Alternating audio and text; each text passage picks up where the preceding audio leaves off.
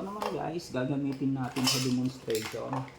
So, ano tayo, halip na tuturo tayo sa isang high school na para lang din sa remote area. May na-identify kasi ako noon. Hindi na mag-online na lang tayo. Ito yung mga relay, iba-ibang relay, may maliit, may malaki.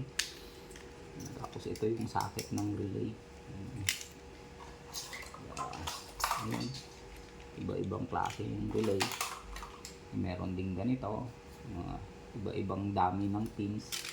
Depende kung ito ay relay, ito naman ay relay. Joke lang, relay pa rin naman, mas malaki lang.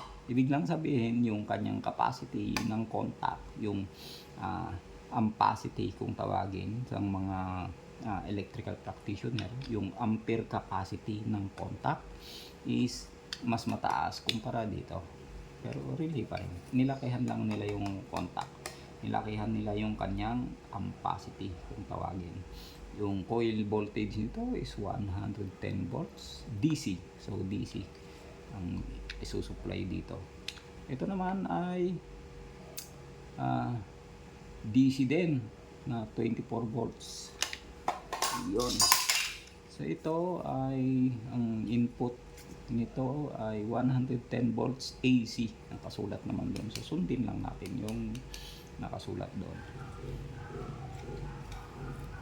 So mga contact niya, hindi naman hindi naman required na kung 110 volts AC yung coil is 110 na rin yung iba, yung mga contact.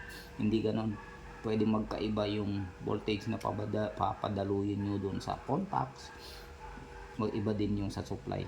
Kaya ganun, medyo komplikado ang controls. Meron ng 24 volts yung coil, tapos yung dumadaan dito is 110, tapos doon sa control, dito naman sa control is dito sa may power power input papunta sa electric motor is 480 volts o 440 volts. Yan.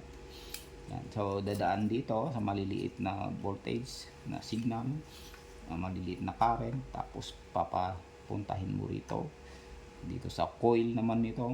So yan ang voltage ng coil nito, medyo malabo na makita. So contactor naman ito, parang pinalaki lang na relay. Contactor na ang tawag. Ang silbi nito is mag-on off lang naman. Mag-switch on and off. Katulad lang din ng relay, mag-switch on and off. Relay kasi ang tawag dito pagka hindi siya mismo yung mag-handle ng load. Yung load mo is hindi siya mismo yung mag-handle ng current niya. Ang tawag sa kanya is relay. So ipapasa niya yung signal, parang ganon. Pagka siya yung mag-handle ng ng load, ito mga contactor na malalaki na. May maliliit ko naman ng contactor. Kung meron ako ito, ito contactor na rin ang tawag dito. Ito mayroon siyang overload protection device para sa mga motor natin. So nasi-set yung current capacity, ilalagay mo rito. Iniikot lang to, tapat doon sa arrow. Pag nag-trip, pipindutin naman ito. Ay, sira na. Ay, hindi. So pag ganun trip kasi tataas na ganon. Pagka i-reset mo ganon, pipindutin mo lang. Ayun, maluma kasi ito, kaya hindi na makita yung So ang coil nito is ito, bababa, isang terminal ng coil. Tapos yung kabila is nandun sa kabila din doon. Tapos ito na yung mga main contacts. So i-on na, pagka nag-on gaganon lang. Magdidikit lang ito tsaka dito, papunta rito, tapos papunta na doon sa load, yung mga appliance, yung ganon, mga electric motor, yung usually yung pinaggagamitan ng mga ganito.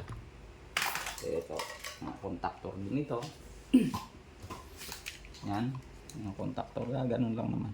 Bali, itong terminal na to, tsaka ito is magkahiwalay. Pagka na-energize, lulubog ito, ito ay magdidikit ito, tsaka ito. Ito, tsaka ito. Ganun yung katapat lang niya. Hindi siya magdidikit ito, dito. Hindi ito, dito. Dito, tsaka dito, hindi. Yung katapat lang niya. Halimbawa, ginanon mo, tapos tinester mo to, nag-on, tapos dito rin, tinester mo nag-on, may problema.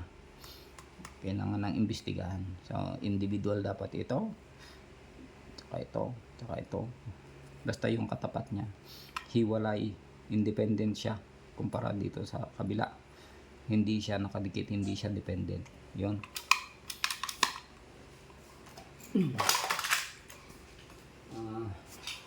Ito naman mga timer ito. Iba-ibang klase ng timer.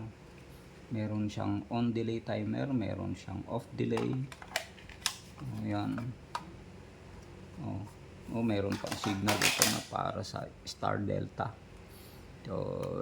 Omron na brand. So, makokontrol mo kung ilang seconds. Pwede mo rin naman palitan kung seconds ba yun o minutes na. Iitin to. So, ngayon nakandun lang siya sa seconds. Ayan.